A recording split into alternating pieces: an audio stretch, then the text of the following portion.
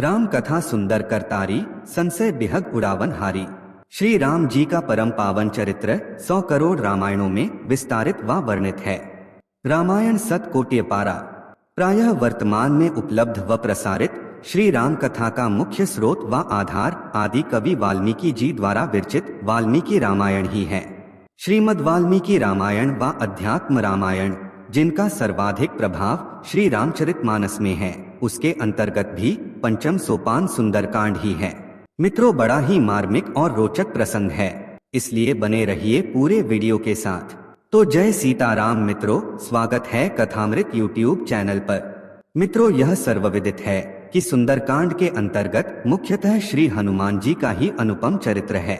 मानस की प्राचीन प्रतियों में श्री रामचरितमानस के कांडों को सोपान नाम दिया गया है और मानस के बालकांड से उत्तरकांड तक की कथा प्रथम सोपान, द्वितीय सोपान, तृतीय सोपान, चतुर्थ सोपान, पंचम सोपान, षष्ठम सोपान व सप्तम सोपान के रूप में ही लिखी गई है। इसका भी प्रधान कारण यही था कि गोस्वामी जी ने श्री रामचरितमानस को पवित्र एवं सुंदर सरोवर के रूप में बांधा है और इसके लिए उन्होंने लिखा भी है कि सुठ सुंदर संवाद बर बिरचे बुद्धि विचार, ते ही पावन सुभग सर घाट मनोहर चार, सप्त प्रबंध सुभग सोपाना, ज्ञान नयन निर्खत मनमाना। अर्थात इस श्री रामचरित रूपी पवित्र एवं सुंदर सरोवर में 4 घाट यानी 4 संवाद और 7 सीढ़ियां यानी 7 कांड हैं। मानो गोस्वामी जी ने वास्तव में श्री राम कथा को कांडवार वर्णित न कर सोपान में वर्णन किया है। कदाचित कांड का प्रचलन बाद में प्रारंभ हुआ और प्रत्येक सोपान में वर्णित कथाओं की विशेषता के आधार पर सोपानों का नामकरण बालकांड यानी प्रथम सोपान, अयोध्या कांड यानी द्वितीय सोपान, अरण्य कांड यानी तृतीय सोपान, किष्किंधा कांड यानी चतुर्थ सोपान, सुंदरकांड यानी पंचम सोपान, लंका कांड यानी षष्ठम सोपान और उत्तरकांड यानी सप्तम सोपान हुआ और यही आज सर्वत्र प्रसारित व प्रचारित है। अब अन्य कांडों के नामकरण पर प्रश्न न होना तथा केवल सुंदरकांड के प्रति यह जिज्ञासा उठना कि सुंदरकांड का नामकरण सुंदरकांड क्यों हुआ। इसका कारण प्रकट में यही है और यह सहज स्वीकार भी हो जाता है कि श्री रामचरितमानस के बालकांड में श्री राम की बाल लीला, अयोध्या कांड में अयोध्या की उठापटक आदि का वर्णन, अरण्य कांड में राम जी की वन लीला, किष्किंधा कांड में बाली सुग्रीव के स्थान का परिचय, लंका कांड में युद्ध आदि लंका से संबंधित वर्णन तथा उत्तरकांड में मानस के उपसंहार स्वरूप और अंतिम सोपान अंतिम कांड होने के कारण अपनी अपनी विशेषताओं के आधार पर नामित हुए। परंतु सुंदरकांड में ऐसा विशेष क्या है कि इसका नामकरण केवल श्री रामचरितमानस में ही नहीं अपितु वाल्मीकि रामायण व अध्यात्म रामायण में भी सुंदरकांड ही है। क्या हनुमान जी के चरित्र की प्रधानता के कारण इसका नाम हनुमत लीला कांड या मारुति खंड अथवा और कुछ नहीं हो सकता था? आखिर ग्रंथकार द्वारा इस पंचम सोपान का नाम सुंदरकांड क्यों रखा गया? इसमें ऐसी बहिरंग व अंतरंग क्या विशेषताएं हैं जो अन्य कांडों में अन्यत्र नहीं है? इस कांड में ऐसा क्या क्या सुंदर घटित हुआ जो संपूर्ण राम कथा या श्री रामचरितमानस में अन्यत्र नहीं मिलता या दुर्लभ है? अब यदि यह कहा जाए कि सुंदरकांड का काव्य सौष्ठव, वार्ता, संवाद आदि सुंदर हैं, अतः इसे सुंदरकांड कहा गया, तो केवल इसी आधार पर सुंदरकांड नामकरण होने का मत स्थिर करना बेमानी होगी, क्योंकि तब सबसे विराट यक्ष प्रश्न यही होगा कि यदि संपूर्ण राम कथा सुंदर है तो एक ही कवि द्वारा एक ही भाषा में रचित कांड विशेष मात्र अपने काव्य सौष्ठव, वार्ता, संवाद व पात्रों के आधार पर सुंदर कैसे हो सकता है? क्योंकि बालकांड में भगवान श्री राम के चतुर्भुज, विराट, शिशु, यौवनावस्था की वह ललित कथाएं वर्णित हैं, जिन्हें देखकर सुनकर कौशल्या अम्बा, महाराज दशरथ, विश्वामित्र जी, जनक जी, जनकपुर वासी आदि विमोहित हुए बिना नहीं रह सके। संवाद और वार्ता की प्रखरता जनक लक्ष्मण, परशुराम लक्ष्मण के संवाद में प्रकट है। तो लंका कांड में रावण मंदोदरी, अंगद रावण, अरण्य कांड में सीता अनुसुईया, रावण मारीच आदि आदि वार्ताएं व संवाद प्रत्येक कांड में हैं। फिर काव्य सौष्ठव, वार्ता या संवाद के आधार पर यह निर्णय करना कि इन कारणों से पंचम सोपान का सुंदर कांड नामकरण हुआ, इस अकिंचन के विचार से उचित न होगा। सुंदर कांड को सुंदर क्यों कहा गया? इस संबंध में मानस के विद्वानों में एक श्लोक बहुत प्रचलित है और इसका प्रयोग आंशिक परिवर्तन के साथ करते हुए मानस वक्ता व भक्त अपना तर्क इस श्लोक के पक्ष में प्रस्तुत करते हैं कि इस कारण से ही सुंदरकांड को सुंदर कहा गया। श्लोक है सुंदरे सुंदरी सीता, सुंदरे सुंदर कपि, सुंदरे सुंदरी वार्ता, अतः सुंदर उच्यते। अथवा सुंदरे सुंदरो रामः, सुंदरे सुंदरी कथा, सुंदरे सुंदरी सीता, सुंदरे किन्न सुंदरम। परंतु इन श्लोकों के भाव केवल भाव जगत में संगत हो सकते हैं। संपूर्ण राम कथा के आलोक में इस आधार पर सुंदरकांड का नाम निर्णय सार्थक प्रतीत नहीं होता। इसका भी स्पष्ट कारण व तर्क यही है कि वानर सुंदर कैसे कहा जा सकता है। हाँ, उसका कार्य सुंदर हो सकता है, परंतु वह शरीर के सौष्ठव व सुंदरता के आधार पर नहीं। श्री राम सेवा व समर्पण तथा अपने त्याग व कार्य के आधार पर असुंदर होकर भी सुंदरता का प्रतीक और सम्मान्य हो सकता है, और हुआ भी। परंतु सामान्य दृष्टि से कपि को कोई सुंदर कैसे कह सकता है। अब रही सीता जी सुंदर हैं, वह भी सुंदरकांड में, जहां उनके स्वरूप का वर्णन करते हुए श्री हनुमान जी को राघव के समक्ष यह कहना पड़ा कि बिरह अगिन तन तूल समीरा, श्वास जरई छन माही शरीरा। सुंदरकांड में तो श्री हनुमान जी ने मां जानकी को जिस रूप में देखा और उन्हें अपने चित्त में चित्रांकित किया, वह स्वरूप व प्रथम दर्शन भगवान मारुति को अंतः स्थल तक झकझोर गया। गोस्वामी जी के शब्दों में श्री हनुमान जी ने जो देखा वह डरा देने व रुलाने वाला था। देख मनई मह कीन्ह प्रणामा, बैठे बीत जात निस्जामा। कृस्तन शीस जटा इक बेनी, जपत हृदय रघुपत गुणश्रेणी। कुल मिलाकर जिस कांड में मां सीता रो रही हो, वह कांड सुंदर कैसे हो सकता है।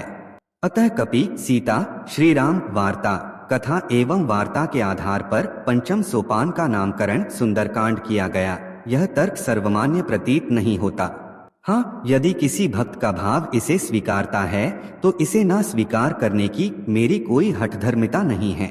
जैसे मानस अथाह है, वैसे ही इसके प्रत्येक प्रसंग पर विद्वानों के अनंत मत व भाव हैं, और यह असीमितता ही श्री राम व राम की अनंतता को प्रमाणित व परिभाषित करती है। आइए इसी क्रम में कुछ और विद्वानों के भावों व चिंतनों पर भी एक दृष्टि डालने का संक्षिप्त प्रयास करें और देखें कि बहिरंग आधार पर अन्य विद्वान पंचम सोपान को किन कारणों से सुंदरकांड नाम रखा जाना स्वीकारते हैं। स्वामी रामभद्राचार्य के अनुसार जिस पर्वत से हनुमान जी ने छलांग लगाकर लंका के लिए प्रस्थान किया था, उसका नाम सुंदराचल था। इसमें भगवत कृपा से विषयी, साधक व सिद्ध इन तीन प्रकार के भक्त क्रमशः शुक, विभीषण व हनुमान जी ने समुद्र लांघा और अंत में श्री राम जी ने सागर निग्रह किया। यह सब सौंदर्य इस कांड में समाहित है, इसलिए यह सुंदर कांड है। साथ ही इसी कांड में एक ही साथ हनुमान जी की भक्ति, सीता जी का सतीत्व और भगवान श्री राम की उदारता तथा आत्मविश्वास का वर्णन है। अतः इसे सुंदरकांड कहा गया। मानस पीयूष के सुंदरकांड में पंडित रामकुमार जी के मत से यह भाव लिखा गया है कि त्रिकुटाचल पर्वत के 3 शिखर हैं।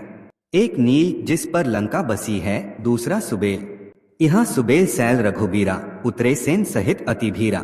तीसरा शिखर सुंदर है जिस पर अशोक वाटिका थी। इस तीसरे सुंदर नामक शिखर पर ही सुंदरकांड का चरित्र हुआ। इसी कारण इस सोपान का नाम सुंदरकांड रखा गया। मानस पीयूष के अंतर्गत ही इसी प्रसंग में मानस राजहंस पंडित विजयानंद त्रिपाठी जी के मत के आधार पर यह लिखा गया कि मन भावन कांचीपुरी, हनुमत चरित ललाम, सुंदरसान कथा तथा ताते सुंदरना। अर्थात इस कांड का उपक्रम या प्रारंभ मन भावन है और समाप्ति भी मन भावन ही है। दूसरे पंचम सोपान 5वीं मोक्षपुरी कांची है। कांचीपुरी के 2 भाग हैं, शिव कांची और विष्णु कांची।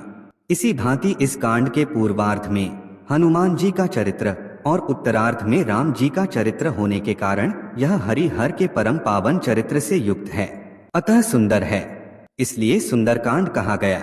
मानस पीयूष में दिए गए मतों का सारांश यही प्राप्त होता है कि इस पंचम सोपान में समस्त प्रसंग सुंदर हैं, हृदय को द्रवीभूत कर देने वाले हैं, अतः इसका नाम सुंदरकांड रखा गया। उल्लेखनीय है कि पृथ्वी पर 7 पुरियों को मोक्षदायिनी कहा गया है। अयोध्या, मथुरा, माया, काशी, कांची, अवंतिका, पुरी, द्वारावती चैव सप्तैताः मोक्षदायिका। विश्राम सागर के इतिहासायन खंड अध्याय 27 के अनुसार भगवान विष्णु ने मनु द्वारा रहने का स्थान मांगने पर राजधानी बनाने के लिए मनु को अयोध्या नगरी बैकुंठ से लाकर दिया था, जिसे भगवान विष्णु का शरीर समझकर महाराज मनु पृथ्वी पर लाए थे। विश्राम सागर के अनुसार वह सातों पुरिया भगवान विष्णु का अंग ही हैं। इस प्रकार पंडित विजयानंद जी के मतानुसार मानव मानस का मध्यकांड कांची और मोक्ष प्रदायक है, अर्थात जैसे मोक्ष प्रदायक 7 पुरियों में कांची भगवान विष्णु का कटि प्रदेश यानी कमरिया मध्य है, उसी प्रकार भगवान श्री राम का विग्रह स्वरूप श्री रामचरितमानस का पंचम सोपान जो मध्य में है कांची अथवा मोक्ष प्रदायक है। इस कारण यह पंचम सोपान सुंदर है। विद्यावारिध पंडित ज्वाला प्रसाद मिश्र द्वारा श्री रामचरितमानस की संपादित टीका में लिखा गया है कि सिंधु के किनारे एक सुंदर नामक पर्वत था। सुंदर नामक पर्वत से इस कांड का प्रारंभ होने के कारण इसका नाम सुंदरकांड हुआ। इस संदर्भ में युग तुलसी पद्मभूषण साकेत लोकवासी महाराज श्री रामकिंकर जी ने जो अपने ग्रंथ सुंदरकांड की सुंदरता में व्याख्या की है, उसका अति संक्षिप्त अंश उस प्रवचन संग्रह के भाग 1 व भाग 6 को पढ़कर जो निष्कर्ष मैं ग्रहण कर सका हूँ, उसके आधार पर यहाँ बोलना चाहता हूँ। सुंदरकांड के प्रति विशिष्ट तथा जन दोनों में ही बड़ी श्रद्धा है। साधारण जन की जो श्रद्धा भावना है वह तो सरलता से हृदयंगम की जा सकती है, क्योंकि साधारण व्यक्ति के अंतःकरण में वस्तुतः अनगिनत कामनाएं विद्यमान रहती हैं और सुंदरकांड में समस्त कामनाओं की पूर्ति की जाती है। निष्कामता की महिमा का चाहे कितना भी प्रतिपादन क्यों ना किया जाए और भले ही व्यक्ति बुद्धि पूर्वक उसे सुन भी ले, पर व्यक्तिगत जीवन में अधिकांश लोगों का निष्काम ना हो पाना स्वाभाविक है, क्योंकि कर्म की प्रेरणा के पीछे भी तो वस्तुतः व्यक्ति की कामना ही होती है।